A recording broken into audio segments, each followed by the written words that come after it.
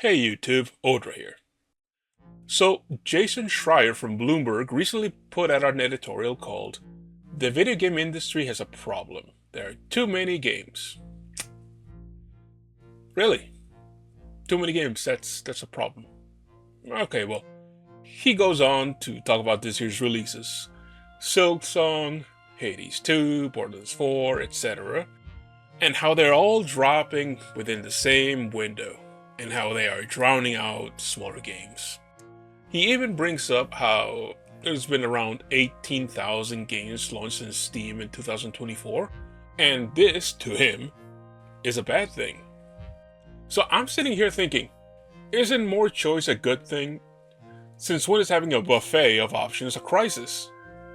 I mean, not every dish is gonna be for everyone, but the point is, you have the variety available. Now, the real issue, it seems to me, is that critics love certain niche titles or interests. Games that they give high scores on Metacritic, but they don't seem to perform well with audiences. Meanwhile, the games that critics dismiss as average sometimes skyrocket in sales. I mean, the disconnect between what the critics want and the audiences want is at times, massive. So here's the blunt truth. Critics' tastes don't dictate what succeeds anymore. I mean, they can hand out 9s and 10s all day, but if regular players don't care, if the majority doesn't care, the sales are just not gonna follow. At that point, all their praise and their scores, that's just propaganda now. It's an attempt to steer people toward what they think people should like. Instead of just saying, hey, people connect to this and not what I like. Instead of just acknowledging what people actually connect with. Look. No developer is entitled to success. They're entitled to take their shot. I mean, if you are a new developer, hey, upload your game to Steam. Put it out there. See if it finds an audience. But just because critics call a game important doesn't mean the market owes it any recognition.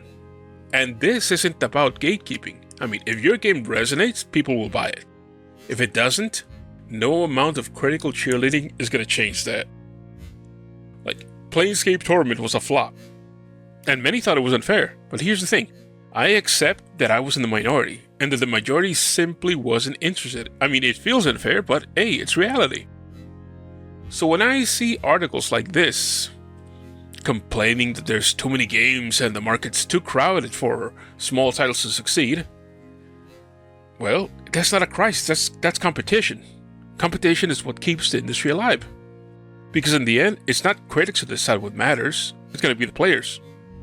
The players and how much they're willing to spend on a product that they are actually interested in. Not that critics tell them to buy or support or elevate. Anyways, thanks for your time. Hopefully I'll start making more videos like this. Let's see. Close, tell them to subscribe, tell them you appreciate them, yada yada yada. Oh crap.